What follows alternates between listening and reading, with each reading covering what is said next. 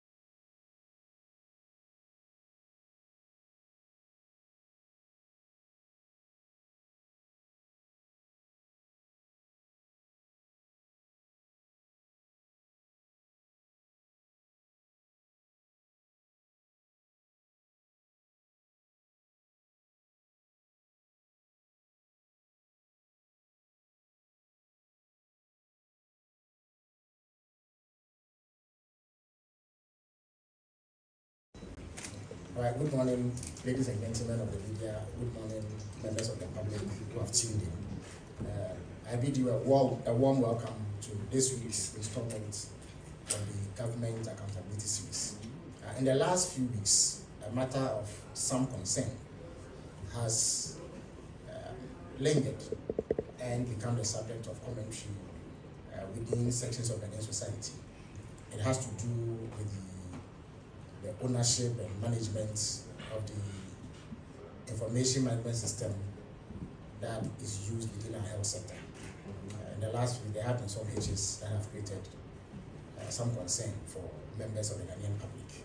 A lot has been said, but in order that all the issues surrounding it are put in proper perspective, and that we have an understanding of what they are and what the facts are, and where government stands on all of these, we have been joined by the Minister for Health, the Honorable Kwabena Akando, who also doubles as the Member of Parliament for the good people of Gaboso in the Western North region.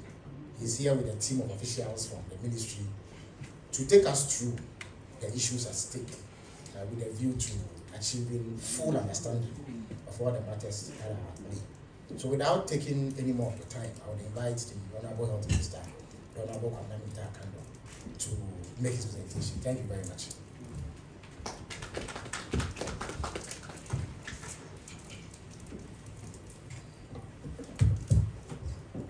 Thank you very much, Felix, the Minister in charge of Government Communication, the Honorable Deputy Minister for Health. I've seen my Chief Director at the Ministry of Health, the Director General of Ghana Health Service, all officers from the ministry, the media. I'll be doing this presentation with members from the GIFs, Conrad Jokoto and Dr. Anita Opon. Before I begin to say anything, let me put it on record that the medical records of Ghanaians will never go back to the manual way. We are moving forward responsibly, confidently, and decisively.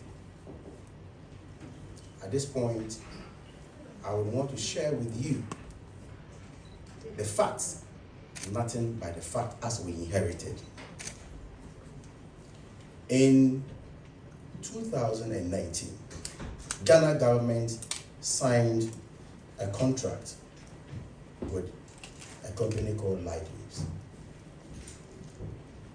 And the contract sum was $100 million to connect 950 health facilities.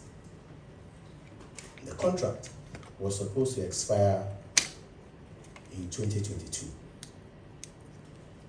At the end of 2022, the contract was not well executed. And if I say not well executed, it had not connected the 950 facilities. And therefore the contract was extended twice to expire in 31st December 2024. At the end of the expiration, out of the 950 facilities, only 450 facilities had been connected. At this point, you'll all agree with me that the contract was meant for 3 years and extended for 5 years for 950 facilities, and you have only delivered 450 facilities. Clearly, nobody needs to tell you that the company underperformed. And so when we took over, as part of the contract, they were supposed to hand over whatever they executed to the state. So the contract was divided into what we call milestones. Milestone 1, milestone 2, milestone 3. So at the end of each milestone, they are supposed to hand over to the state. You all agree with me that it's unconscionable for any individual or company to have access to the medical records, electronic medical records of Ghanaians without the state taking control, without the state having access to it, without having even access to the service. With a cloud infrastructure built somewhere in India. At this point, when we took over, we invited the vendor that the contract had expired and therefore they must hand over to the state. And so we needed to understand exactly what we were taking over. So a forensic audit was conducted. And what we realized was that even the hardware, there were gaps in the supply of the hardware. The supply of computers. If, assuming in the contract is stated that they should supply HP laptops, you go and cheaper brands are supplied. They should supply, let's say 100, you go and less than 100 is supplied. So there were issues of quality of the equipment or material supplied, and there were issues of quantity, the number supplied. And so upon analysis, you realize that the gap alone for the hardware was not less than $18 million. Again, I have stated that the contract sum was $100 million. At the end of 31st December 2024, although 400 had been paid, about $77 million. Clearly, more than 70% of the total amount had been paid.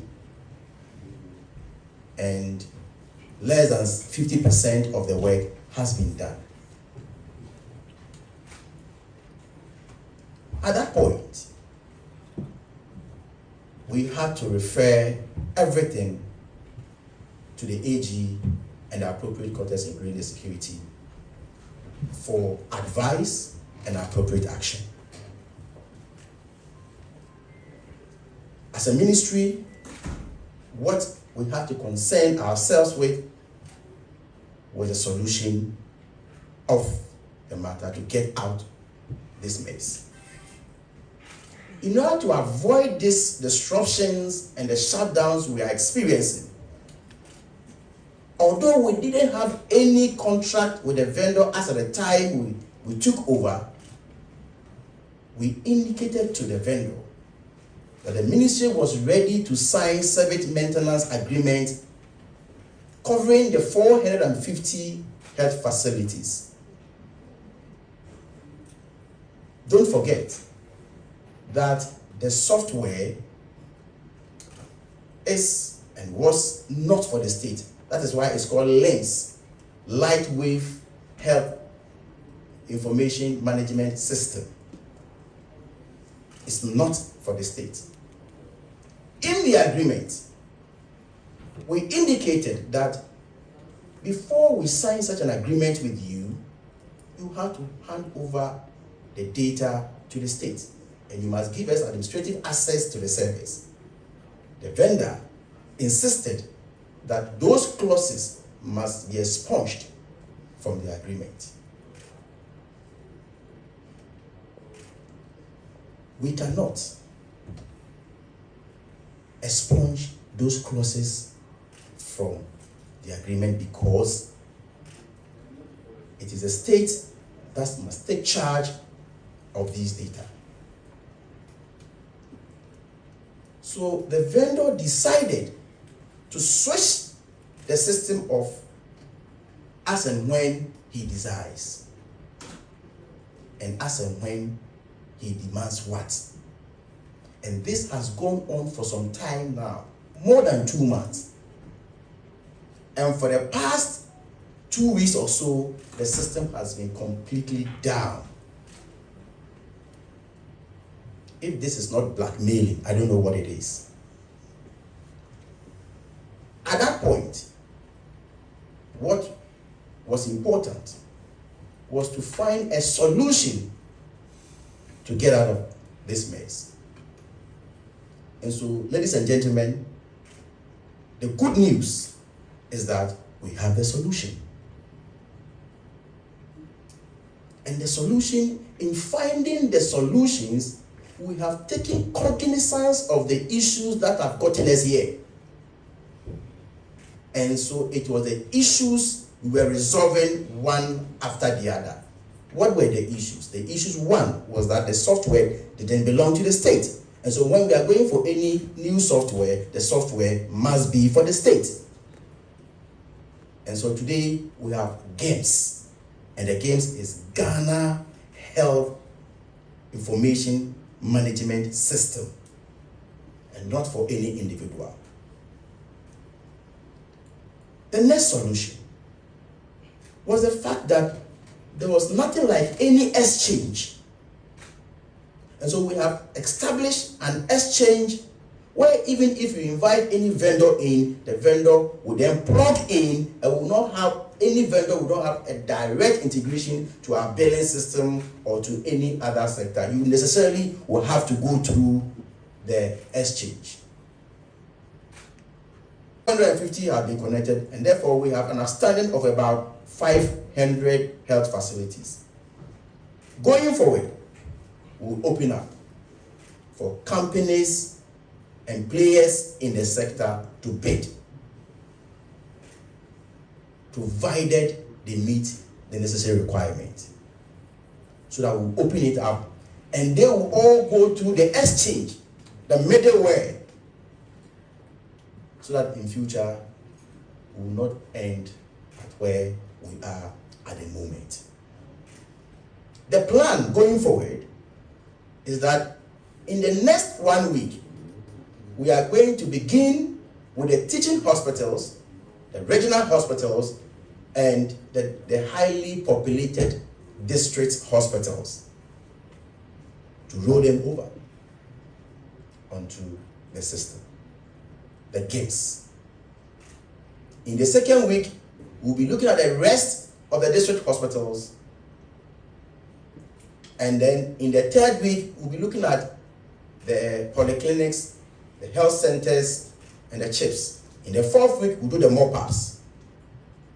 So I am confidently announcing to the good people of this country that we have a 4 weeks plan that will get us out of this mess.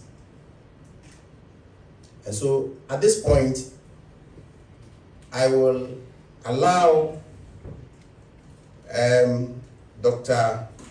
Anita Opon to do her presentation, and that will be followed by Conrad Jokoto to also present to you the Lhims system, how it's going to function, and tell you some of the superior functions of the Lhims system.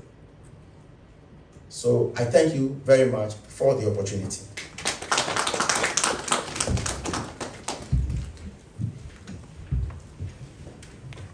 Thank you very much, Honorable Minister. You did a very good job for me. Thank you.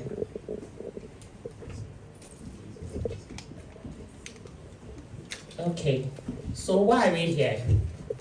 We are here because recent service disruptions linked to lightweight suspension of NHIA integration.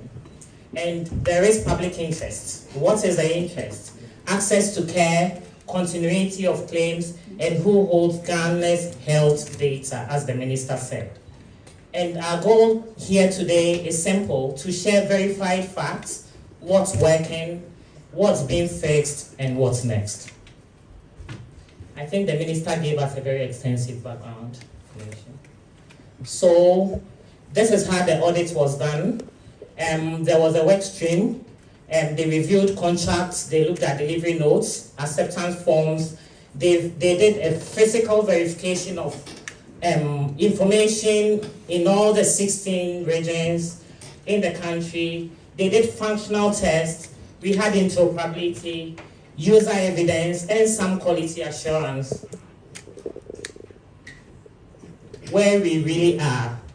So at the start of the audit, the ministry's inherited report said Lhims had completed 481 facilities.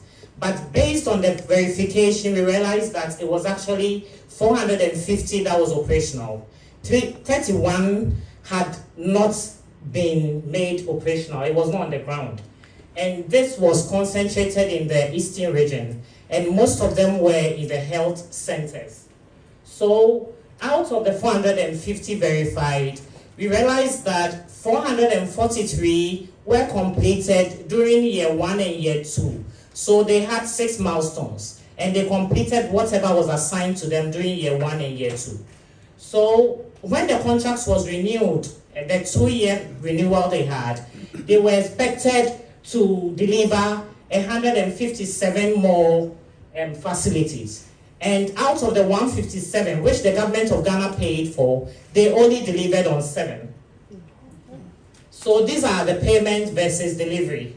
So you see that year 1 and year 2, all the 6 milestones, they were supposed to deliver 443 at the total cost of $66.3 million, which they did, and it was accepted.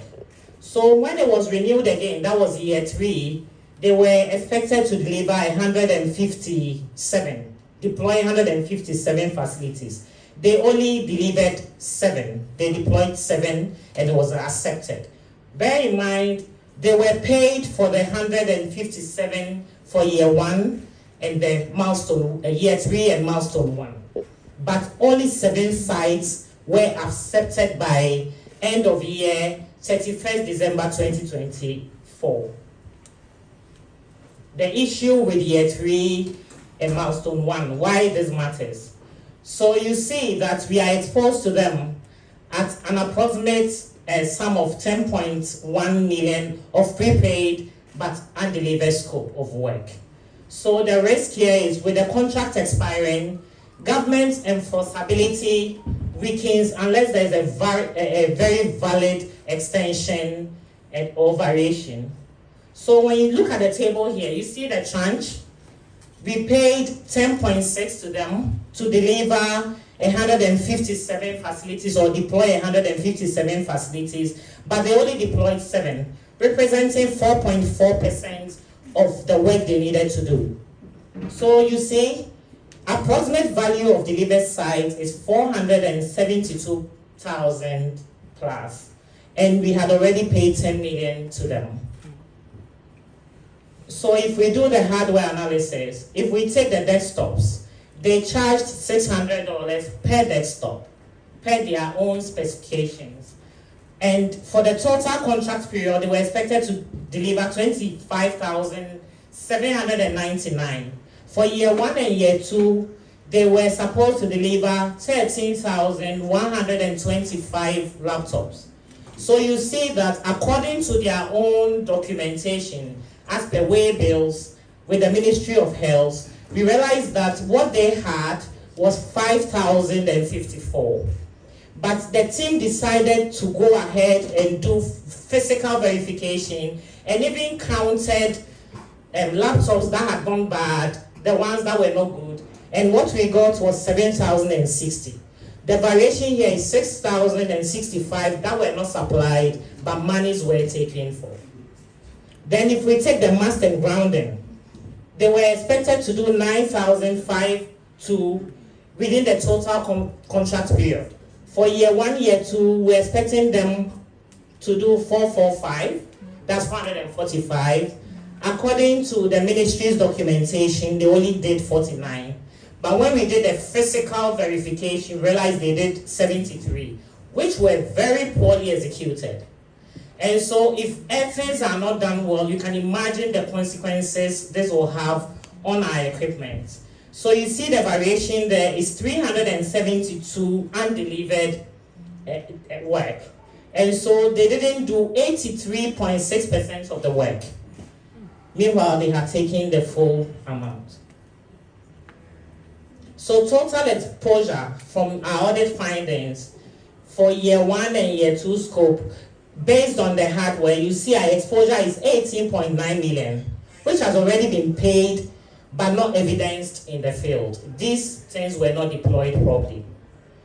Then you see for year 3 milestone 1, supplier was paid 10.6 for a new milestone. He only delivered 4.6% of what he was supposed to do. And so there is also an exposure of 10.1. In total, there is 29 million exposure to be reconciled with the vendor. So these are some of the audit recommendations. Audit recommendation 1, the audit identified significant gaps in delivering the hardware software integrations across reported sites. So the recommendation is that these gaps to the relevant state authorities have been forwarded to the relevant state authorities for verification and advice. So they will do what they need to do. And I think the minister mentioned this when he was addressing us. Second recommendation was immediate custody of systems and data, which the minister also addressed extensively. And so following the second recommendations, these were some of the actions we took, which the minister also talked about. Recommendation 3 is interim license to protect service continuity, which he again addressed extensively. So out of the minister's or the ministry's good faith efforts, these are some of the actions they have taken, which he actually spoke about here. And you realize that based on the vendor's attitude, he has breached our Data Protection Act. So we expect the relevant authorities to also do what they need to do. Our recommendation 4 is to establish a National Health Information Exchange as a single integration layer, which the minister talked about, and my colleague Conrad will take us through the exchange. So this is also about the exchange. So recommendation 5 is what he talked about, going to open up tender so that Ghanaians who are qualified and who are able to do the work will be able to take it up and do it well. So to conclude, we want to reiterate the fact that the contract actually expired on 31st December 2024. At the time of the expiration of the contract, the vendor had underperformed on the contract, delivering on only 450 health facilities out of the 950, despite being granted an extra 2-year extension to complete the project, totaling 5 years in total. He couldn't deliver. The ministry extended a good faith SLA for the maintenance of the 450 sites, which the minister actually talked about, while the issues from the audit were being handled. The vendor refused this offer. The Ministry of Health, as per recommendations and policy, has established the National Health Information Exchange, which now ensures that no single vendor or private entity has control over the sovereignty of our health data and systems. So thank you very much. Conrad will take us through this. So at this point, Conrad will take us through the solution, what we are going to Roland. So come.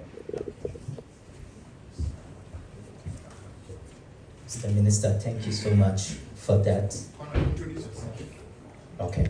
So my name is Conrad Jogoto. I'm a member of the Lhims team, the solution to the problem that we are currently facing. So the Lhims is an end-to-end application that takes care of all the processes that happens in the hospital. Every user in the hospital will be given a username and a password, and with that username, it defines the scope of what you are able to do in the system so that our health information is not exposed to just anybody. So once the application is open, like you see on the screen, with a username and a password, you are able to log on, and as you log on, you see that what you are able to do in the system. So where we are now is a typical customer relation or a front desk personnel's interface, who are the first point of interaction whenever a patient visits the hospital. Now, we talked about integration with the National Health Insurance Exchange. And one of the good things about Lhims is that if you're a patient and you reported at Tamale and say you come to Accra, with the integration with the National Health Information Exchange, we are actually able to pull your data from the exchange so that it's available in Lhims. So here what we are doing is that we've entered a National Health Insurance number, and then from the exchange we are able to get the data that the exchange has about the patient. And from there, we are able to go directly register the patient into the system, and then care continues from there. So that there is no issue of you were in Tamale, so we don't have your data. Lhims and the exchange will make the data available to you. Now, from there, we move on to how nurses interact with the system. The nurse will have this home page, and once they click on the patient folder, they get to see this beautiful interface. That is a particular patient folder. And everything that is happening to the patient, they are able to record it, from vital signs to triaging. And we have different models depending on what type of specialty you are. So if you're an inpatient, you have your inpatient tools that you need. We have different sort of charts in there. So for those who are with obs and gynae, who might be using the pathograph, we have a pathograph chart there, beautifully filled, that will allow you to capture what you are doing. So, and then we also have the 4-hour chart. The ICU nurse would also have the tools that they need to work with. And everything that is happening to the patient is captured at one central point that can be reviewed as you see. So we can move on to a typical doctor's interface. When we open the doctor's interface, a similar folder, the same folder, but with a different set of tools. Because what the doctor does is a little different from what a typical nurse would do. So one of the doctor's primary tool is the presenting complaint form. So here for my test patient, we pre-filled it, but we can take a new one and just see how the interface looks like. So when we scroll up, we have the add new button here, and then the doctor is able to fill this point. We've made it easy for the doctors by segmenting it according to how their work flows when they are dealing with a patient or they are giving care to a patient. One good thing about this interface is that it is immediately the doctor enters something like the prescription for medications, the laboratory request, radiology request, nursing request. Immediately the doctor saves that particular interface. Immediately, the nurses will get their portion of the data, pharmacy gets their portion of the data, and laboratory also gets their portion of the data, so that care continues smoothly without any hitches. So this is a typical laboratory technician's interface. The homepage gives them access to know which of the labs that the doctor requested is done, those that are pending, those sort of alerts, so that their work can continue quickly. So let's go into the typical laboratory technician's interface. So they have this interface, and you realize that the data depends on what the facility wants the technicians or a particular unit to see. Again, data protection and making sure that patient confidentiality is maintained. So for this particular interface, they get to see the vital signs, and then if you hold on to this interface, this, as you see, the investigation request is the request that the doctor put in, and then they can either print out that request or go ahead and make the investigation if that is so needed. So we'll move on to the pharmacist, similar interface but slightly different based on the needs that the hospital has for them. So this is just a brief overview of the Lhims and how it interacts with the National Health Insurance Exchange and how we can get data consolidated at one place. Thank you so much. Thank you, Conrad, for that presentation. So at this stage, if media men and women here present have any questions relating to the presentation made or the minister's remarks, we would invite you to do so. As is the usual rubric, walk up to the microphone, introduce yourself, your media organization, and then fire away.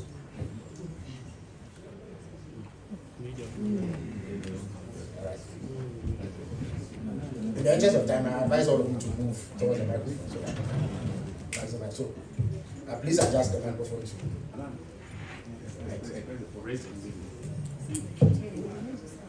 Okay.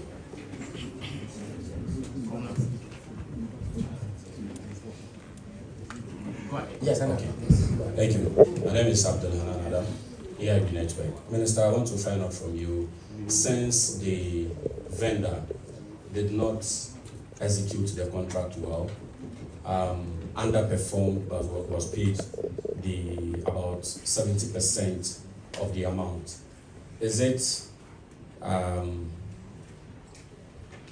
we to expect that the ministry or government will go after the vendor to ensure that the person supplies the right quantity and quality of materials, or will retrieve our monies back? And secondly, I also want to find out whether it was not really clear whether this new system will have the data from the earlier system being migrated onto the new system, or there is going to be a new registration altogether for patients. I just want that clarity. Thank you. Right, thank you very much. Yes, I thought I saw a couple move towards the microphone.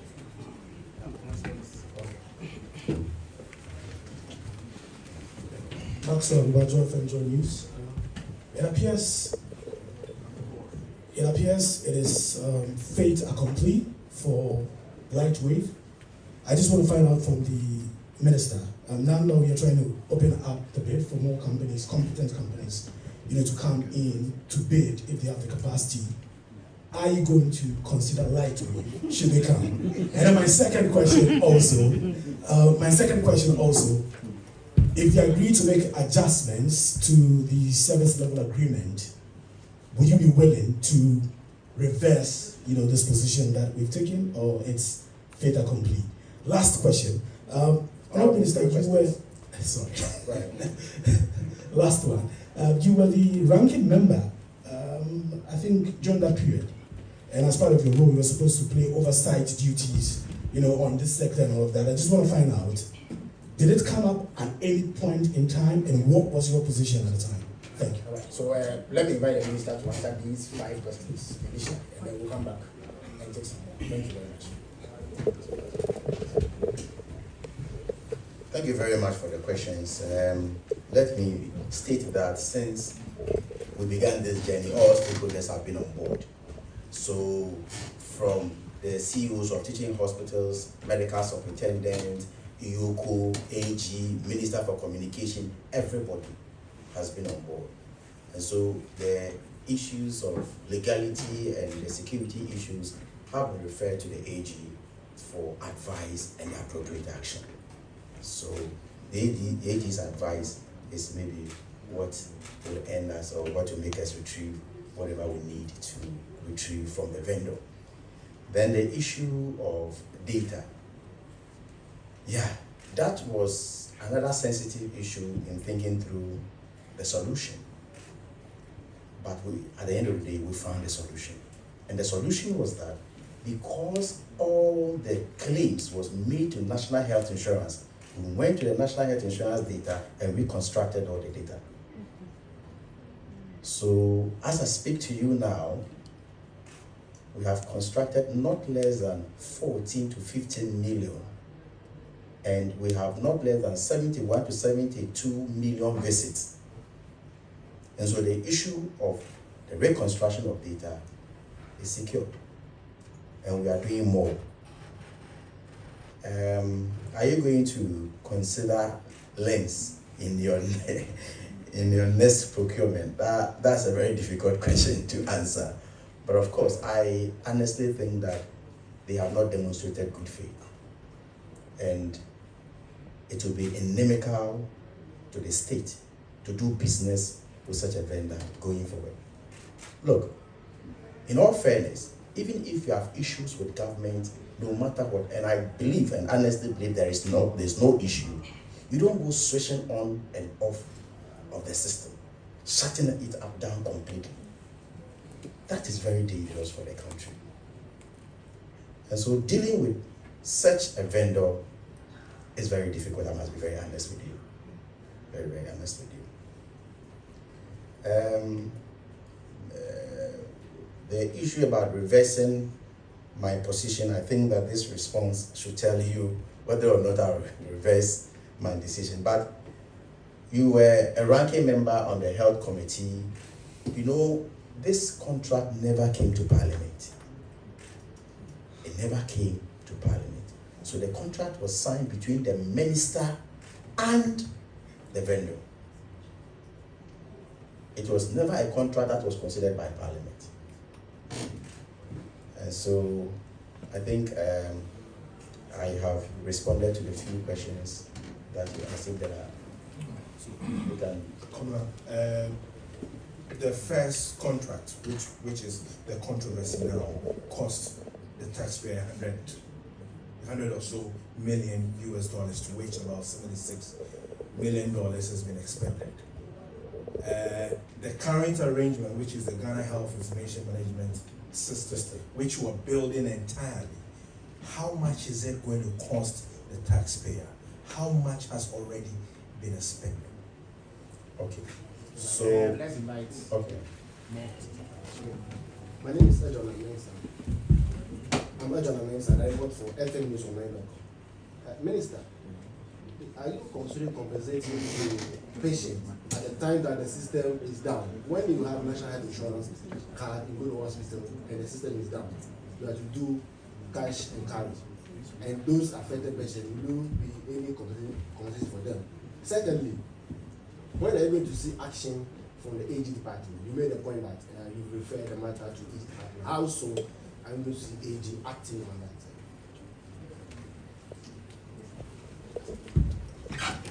Minister, that has been answered. He said it will fall under AG.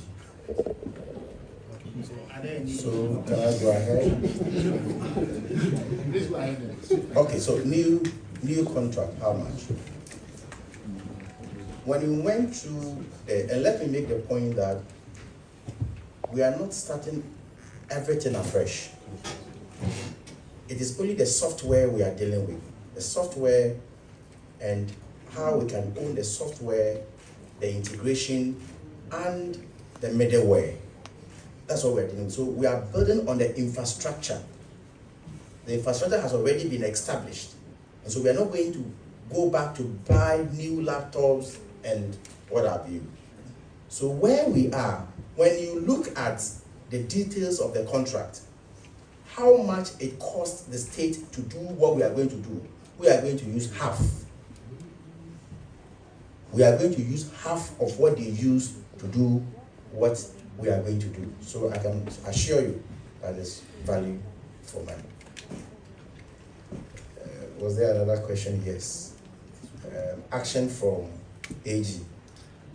I think I will not be the right person to answer when the AG will take action.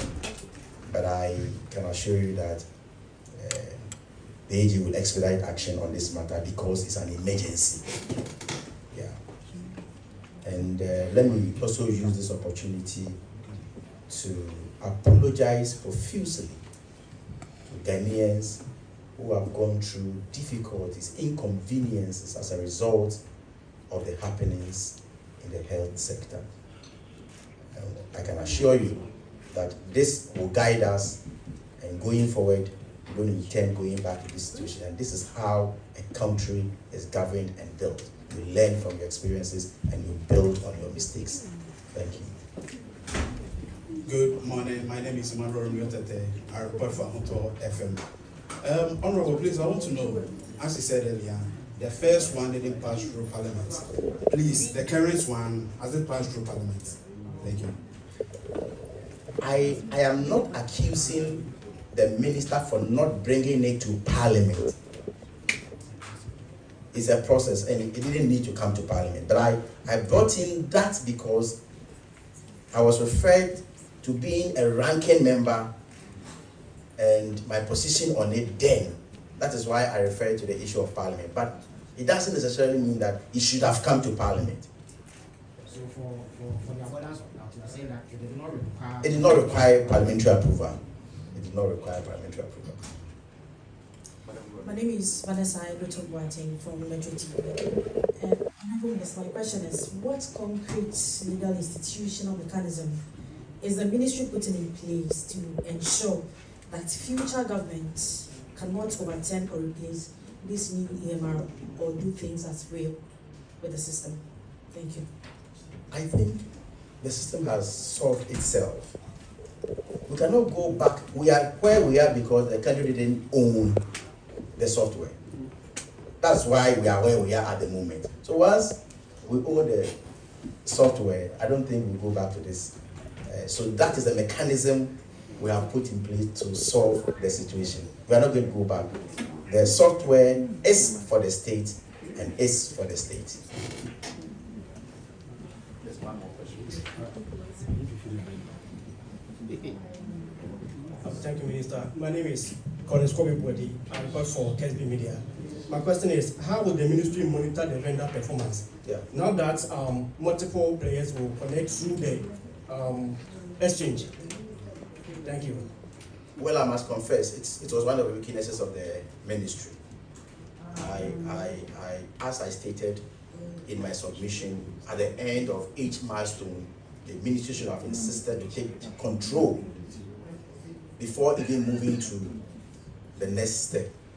And so we are putting up a robust system and a team to make sure that they will monitor the system well. Thank you.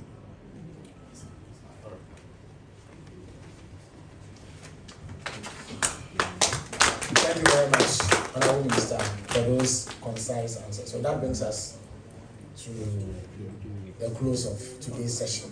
I thank you all for coming and making it worthwhile. And until we come your way sometime next week, have a good day.